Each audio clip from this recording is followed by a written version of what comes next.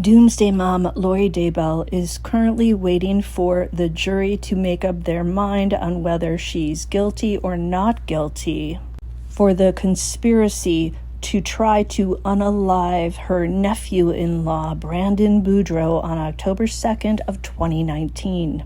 Brandon is the ex-husband of Lori's niece Melanie Pawlowski. During her cross-examination of Brandon Boudreaux, Lori brought up the name of a business. That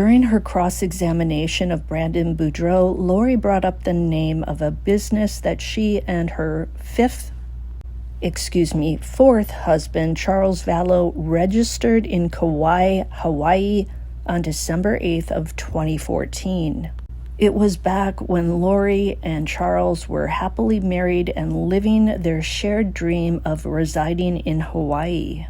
The name of the business was Juice Island, and it was a beachside smoothie and juice bar that Lori and Charles ran from 2014 to 2015.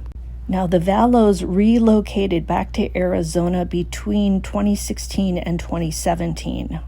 I'm wondering if Juice Island may not have been a major moneymaker for them. I only say this because the Vallows did not remain in Hawaii, which was clearly Lori's dream location. Why did Lori ask Brandon if he was upset with her over Juice Island? Did Brandon come up with the name and the business idea? Did he maybe invest in Juice Island and not get any returns? Why would Lori try to paint Brandon as being upset with her over this business?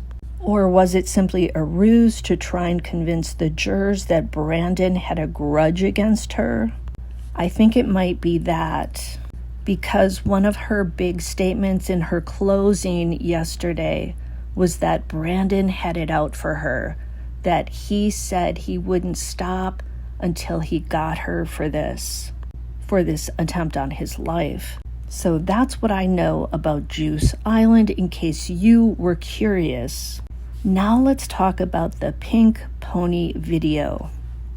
Lori shamelessly harassed Brandon over this pink pony video, which allegedly showed him dancing at this place. Well, when you hear the name Pink Pony, you think, oh, this must be some sort of a strip bar. Or maybe a gay club, because she was trying to say that Brandon was gay. I mean, that's what she was telling Melanie. She was insinuating that Brandon was gay, even though he'd been married to Melanie for 10 years and they had 4 kids. Well, the story about the Pink Pony is that Brandon went there with his coworkers, and while he was there, he danced. I decided to research the Pink Pony, and from what I can tell, the Pink Pony was in Scottsdale, Arizona, and it was opened in 1947, and the reality is, it was an upscale steakhouse. It was not a strip club, and it has subsequently closed.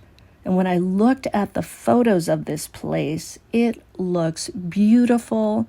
It looks very upscale. You can see why it was in Old Town Scottsdale. Beautiful ambiance.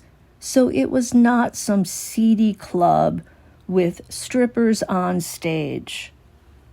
Lori brought this up so often during that cross-examination that I really felt like she was trying to humiliate Brandon while he was on the stand. And her victimization of Brandon just keeps going on and on and on. And I hope today that the jury sees through all the BS and that they find her guilty so that Brandon can turn a corner, know that she's convicted for the crime against him, say sayonara to Lori, let her rot behind bars, let her go crazy in there for the rest of her life. Let's pray the jurors get it right. All they need are some people on the jury who've taken good notes and who can bring up the facts of the case. If there are a few who don't think she's guilty, what you need are strong jurors who've taken notes and can effectively argue well and make their points. In essence, some of the jurors actually become the prosecutor and some seem to side with the defense. It's up to the ones who are the prosecutors, so to speak, to fight for the cause. Let's see how it goes. By the way, I met one of the jurors yesterday from the Charles Vallow trial. I met the female juror who was interviewed afterwards, the one with short hair. I can't think of her name right now, but I told her she was a rock star. She was so nice.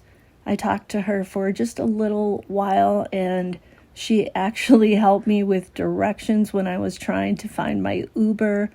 So she's as nice as you can probably tell from the interviews. See you next time on Bed Crime Stories. Love you guys.